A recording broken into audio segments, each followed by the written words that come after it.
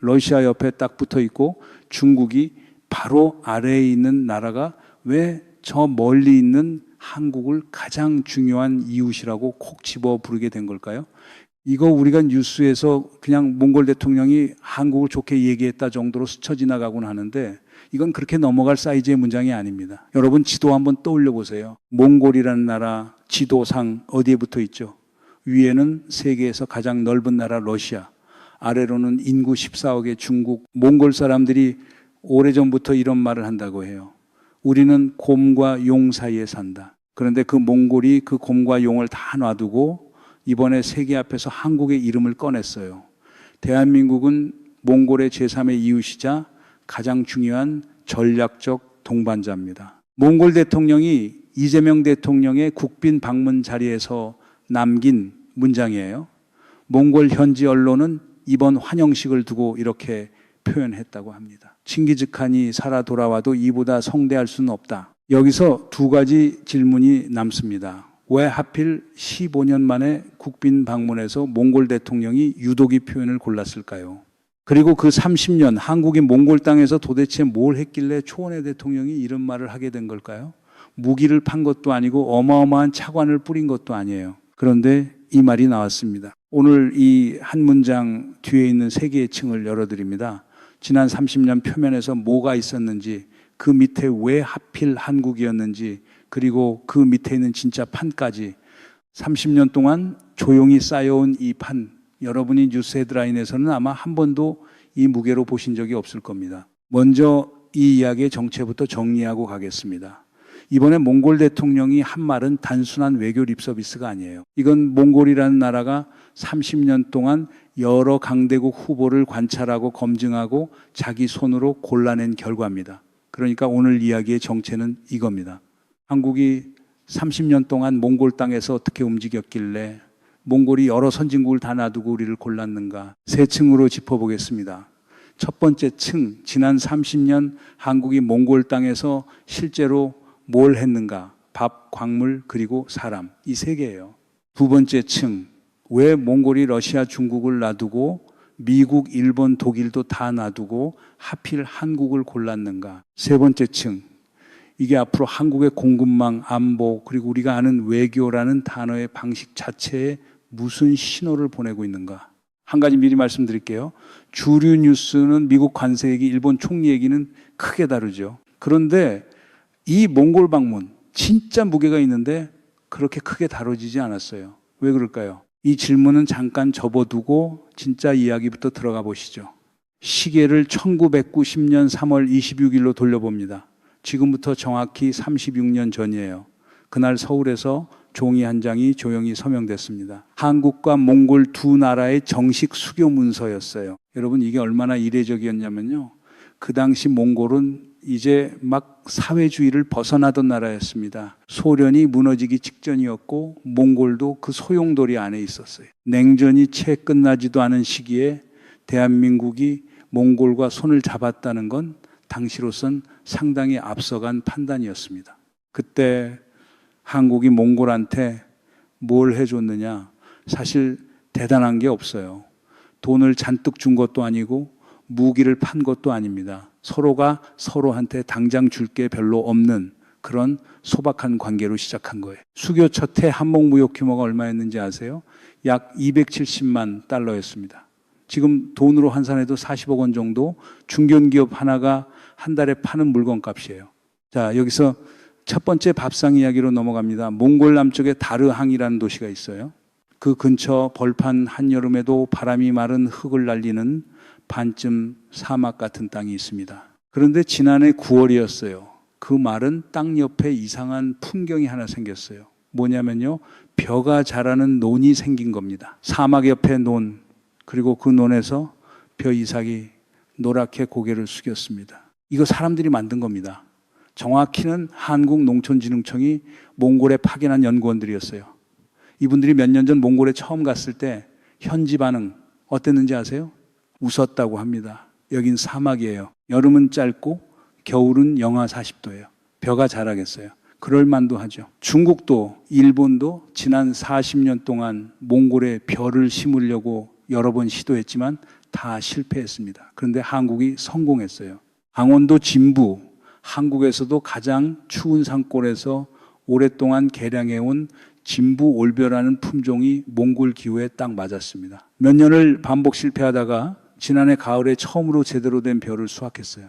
40년 동안 아무도 못한 걸 우리가 해낸 겁니다. 근데 이거 국내 뉴스에 잘 안 나왔죠. 미사일 한 발 쐈으면 대문짝만하게 나왔을 텐데 이삭 팼다는 걸로는 헤드라인 컷이 안 잡히나 봐요. 한국은 개미처럼 여름 짧은 그 초원에 매년 씨를 심었고 40년 만에 처음으로 이삭이 팬 겁니다. 이건 밥상 얘기고요.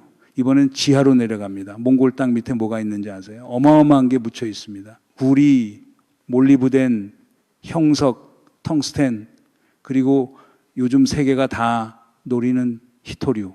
몽골은 세계에서 10손가락 안에 드는 광물 부국이에요. 여기서 진짜 중요한 지점이 하나 있습니다. 광물을 그냥 캐서 파는 거랑 그걸 정제해서 초고순도 소재로 만드는 건 완전히 다른 이야기예요. 캐낸 상태로는 그냥 흙덩어리에 가깝거든요. 그걸 첨단 산업에 쓸 수 있는 순도로 뽑아내는 정제 기술. 이거 세계에 몇 나라 안 됩니다. 그중 하나가 한국이에요. 반도체 강국이다 보니 초고순도 소재를 뽑아내는 기술이 이미 우리한테 쌓여 있거든요. 그래서 지난해 12월 몽골 울란바토르에 뭐 하나가 문을 열었습니다. 한몽 희소금속 공동 연구센터. 몽골 땅에서 캐낸 광물을 그 자리에서 분석하고 정제해보는 연구소예요. 몽골 안에는 아예 없던 정밀 분석 장비를 한국이 직접 가져가 설치했습니다. 몽골 입장에선 자기 땅에서 나온 광물의 진짜 가치를 처음으로 자기 손으로 매겨볼 수 있게 된 거예요. 러시아, 중국은 몽골의 그 거위배를 갈라알만 꺼내가려는 방식이었고 우리는 그 거위를 어떻게 잘 키울지 같이 궁리한 겁니다. 이번엔 사람 얘기입니다.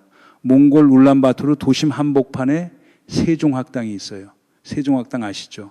한국 정부가 전 세계에 세운 한국어 교육기관이에요. 그 교실문을 열고 들어가면 몽골 청년들이 빼곡히 앉아 있습니다. 20대 초반이 제일 많아요. 세종학당의 사설 한국어 학원까지 다 합치면 몽골 전체에 약 800곳이 있다고 합니다. 인구 350만 나라에 한국어 학원이 800곳이에요. 웬만한 동네마다 하나씩 있다는 얘기입니다. 왜 이렇게 많을까요? 이유는 아주 현실적이에요. 몽골 대학 졸업자가 자기 나라에서 사무직 취업하면 월급이 우리 돈으로 45만 원에서 70만 원 정도예요. 그런데 한국에 와서 일하면 최저임금 기준으로 월 200만 원이 넘습니다. 안녕하세요. 한마디가 시급을 결정하고 감사합니다. 한마디가 다음 달 월세를 만드는 겁니다. 무비자 시범 허용 이후 한국에 오는 몽골 관광객은 한 해에 거의 4배가 됐어요. 지금 한국에 사는 몽골 동포가 약 4만 명이에요. 몽골 인구 100명 중에 1명 이상이 한국에 있거나 한국을 다녀갔다는 얘기입니다. 울란바토르에 이마트가 있고 GS25가 있고 맘스터치가 있어요. 몽골 청년이 아침에 한국 편의점에서 커피 뽑고 점심에 한국식 치킨 먹고 저녁에 이마트에서 신라면 사고 밤에 한국 드라마 봅니다. 이 정도면 서울 근교 신도시랑 뭐가 다릅니까? 여기까지가 표면입니다. 밥, 광물, 사람. 이 세 층이 지난 30년 동안 몽골 땅에 쌓였어요. 근데 이 세 개가 아무리 실했어도 그 30년 동안 몽골 옆에는 여전히 곰이 있었고 용이 있었어요. 그런데도 몽골이 우리를 골랐습니다. 왜 그랬을까요? 자, 여기서 어떤 분들은 이렇게 정리하고 싶으실 겁니다. 결국 이거 아니냐. 한국이 광물이 필요했고 몽골은 광물을 팔 시장이 필요했고 서로 실리가 맞은 거 아니냐. 밥은 어떻게 보면 그냥 착한 이미지 만드는 원조 사업이고 결국 몽골 광물이 한국 반도체 산업에 들어와야 하니까 실리로 정리되는 얘기 아닌가. 이렇게 정리하고 나면 이야기가 참 정갈해집니다. 그런데 여러분 여기서 한 가지 놓치면 안 되는 게 있어요. 실리로만 만든 관계였다면 30년이 안 갔습니다. 실리는 5년, 10년이면 결과가 나옵니다. 그런데 한국이 몽골에 벼심기 시작한 게 언제인지 보세요. 40년 동안 실패했다는 그 첫 시도가 있었고 그 실패를 반복하면서 지난해 가을에야 이삭이 팬 겁니다. 30년 동안 진부울벼가 몽골 흙에 뿌리 내리는 걸 기다렸다는 얘기예요. 실리로 이렇게까지는 못 기다립니다. 30년을 기다리는 건 다른 종류의 계산이에요. 수교 첫해 무역 규모 270만 달러였다고 말씀드렸죠. 실리로 접근했으면 그 시점에 손절나야 정상이에요. 근데 한국은 안 뺐어요. 세종학당도 마찬가지입니다. 광물이 나오는 광산 옆에 세운 게 아니에요. 사람들이 사는 시내 한복판에 세웠습니다. 광물만 노렸으면 광산 옆에 짓지 왜 시내 한복판에 짓겠습니까? 그러니까 여기서 진짜 질문이 나옵니다. 실리로만 설명이 안 되는데 왜 30년 동안 이렇게 움직였을까요? 그리고 몽골은 그걸 어떻게 읽고 있었을까요? 뉴스에서는 전략적 동반자 격상이 한 줄로 정리하고 넘어갑니다. 그 한 줄 뒤에 30년이 있다는 거, 이 프레임으로 보는 매체 거의 없어요. 근데 이 프레임 없이는 이 얘기 이해가 안 됩니다. 진짜 그림은 지금부터입니다. 먼저 몽골이라는 나라의 조건부터 다시 들여다봅시다. 몽골은 내륙국이에요. 바다가 없습니다. 육로 출구도 딱 두 개예요. 러시아를 통하거나 중국을 통하거나 다른 나라와는 국경조차 접해 있지 않아요. 그래서 몽골 입장에선 러시아와 중국이 물리적 첫 번째, 두 번째 이웃이 됩니다. 선택의 여지가 없어요. 태어날 때부터 옆집이 정해져 있고 이사도 못 갑니다. 여기서 진짜 무거운 지점이 하나 있어요. 몽골 수출의 80% 이상이 중국으로 갑니다. 몽골이 캐낸 광물을 사가는 큰 손이 중국이라는 얘기예요. 그러니까 중국이 국경을 조이면 몽골 경제가 흔들려요. 실제로 몇 년 전 중국이 국경을 3주 정도 봉쇄한 적이 있는데 그때 몽골 수출이 거의 다 막혔습니다. 이런 구조에서 몽골이 러시아, 중국만 바라보고 있으면 판이 깨질 때 방법이 없어요. 협상 카드가 없거든요. 그래서 몽골이 1990년대 민주화 직후 만든 국가 전략이 하나 있습니다. 이름하여 제3의 이웃 정책. 물리적 이웃은 러시아와 중국뿐이지만 마음의 이웃, 신뢰의 이웃은 따로 만들자는 거였어요. 곰과 용 말고 진짜 친구가 될 만한 나라를 찾자. 그게 30년 전 시작이었습니다. 그 자리에 누가 후보로 올랐을까요? 미국, 일본, 독일, 인도, 캐나다, 그리고 한국. 이 나라들이 다 후보였습니다. 근데 30년이 지나서 몽골 대통령이 이번에 뭐라고 했죠?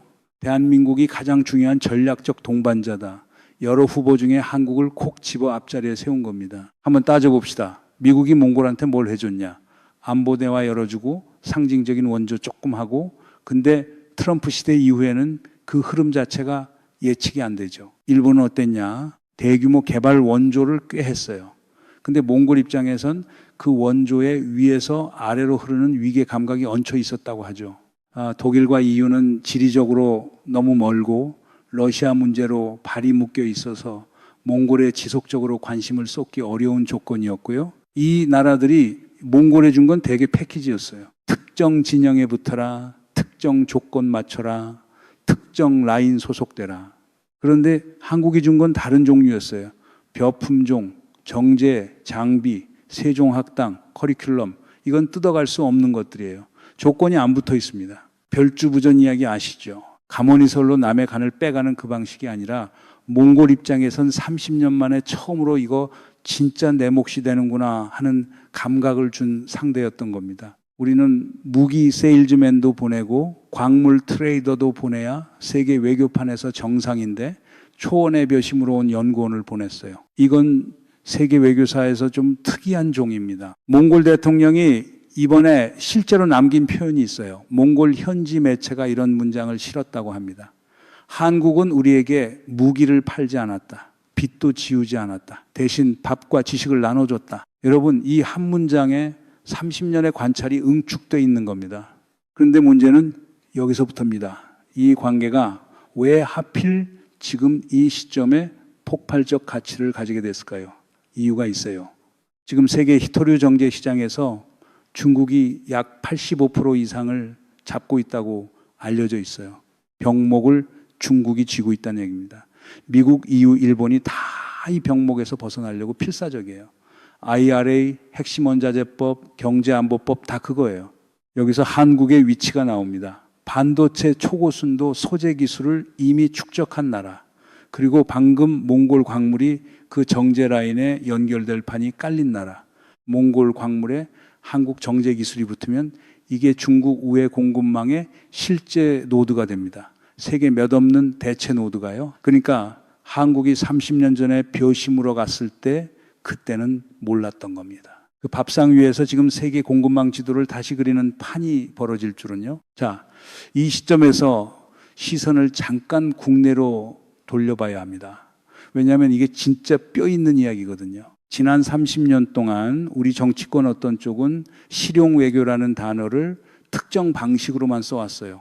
그 방식이 뭐냐? 어떤 진영에 확실히 붙는 것, 무기 사고 파는 것, 관세 협상에서 하드볼로 딜하는 것, 헤드라인이 크게 잡히는 방식이죠. 그 사이 조용히 30년 동안 몽골 초원에 벼 심고 광물 분석 장비 세팅하고 세종학당 문현 사람들은 뉴스 헤드라인에 이름 한 번 안 나옵니다. 이거 좀 웃긴 게 뭐냐면요.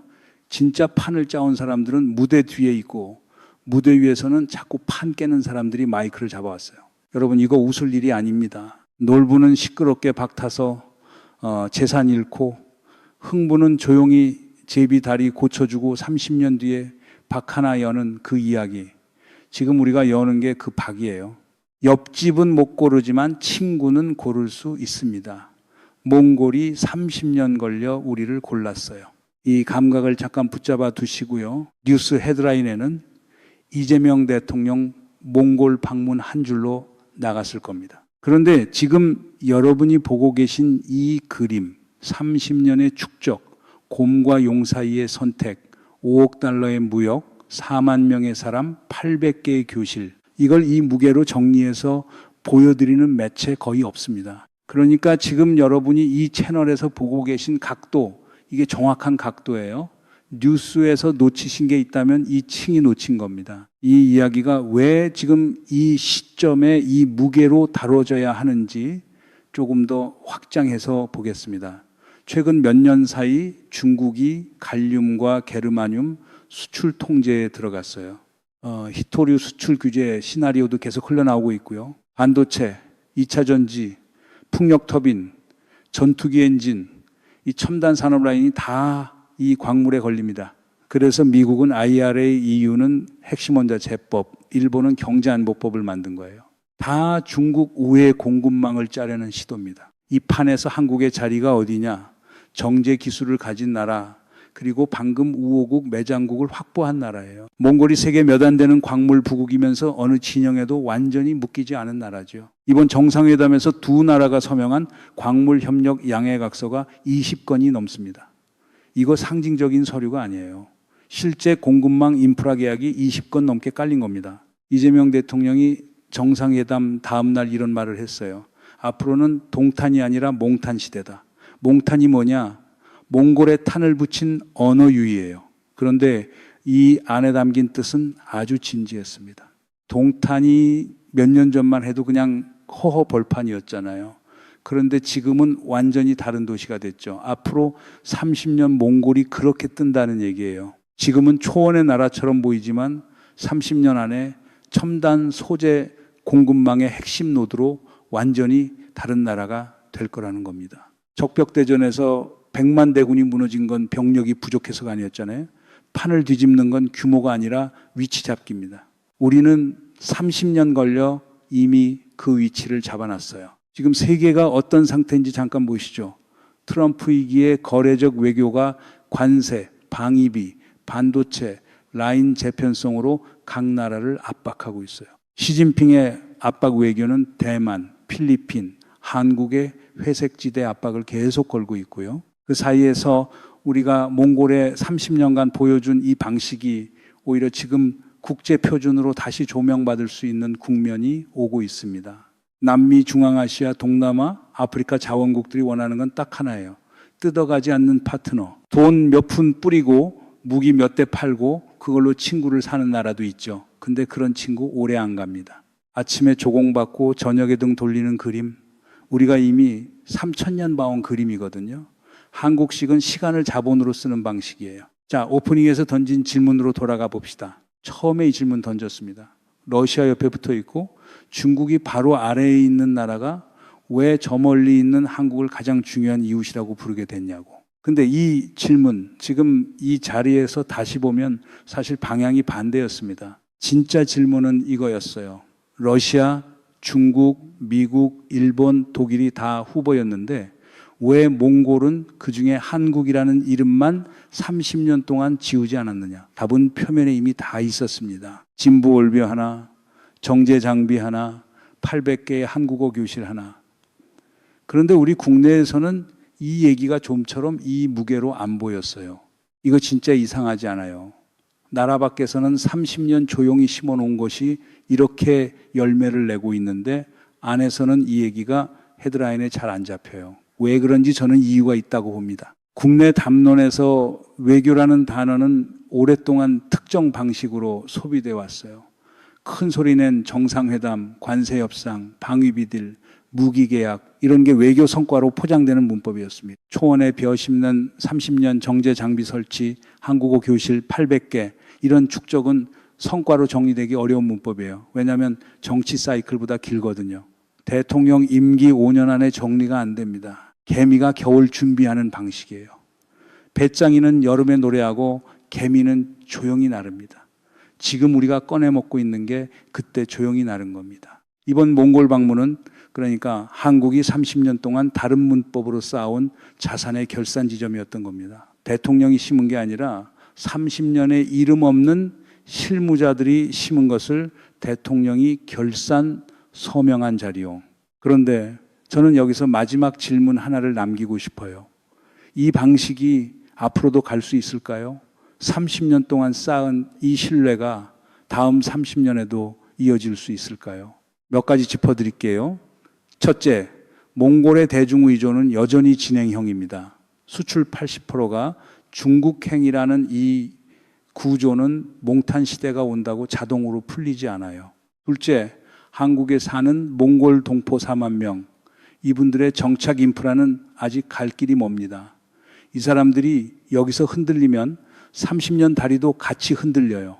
셋째, 그리고 이게 진짜 문제입니다. 축적을 성과로 인정하지 않는 정치 문법이 다시 우세해지면 30년 방식이 5년 안에 소진될 수 있어요. 우리는 이미 국제 신뢰가 한순간에 흔들릴 수 있다는 걸 최근 봤습니다. 트럼프의 거래 외교, 시진핑의 압박 외교, 그 사이에서 우리가 몽골에 30년 보여준 이 방식은 이제 세계가 다시 배워야 할 문법일 수도 있어요. 근데 그러려면 우리 안에서 먼저 이 방식을 우리 성과로 인식해야 합니다. 옆집은 못 고르지만 친구는 고를 수 있어요. 그리고 좋은 친구는 30년을 봅니다.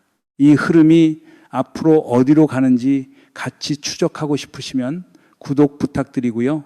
좋아요 한 번씩 눌러주시면 다음 이야기 더 힘내서 만들어 오겠습니다.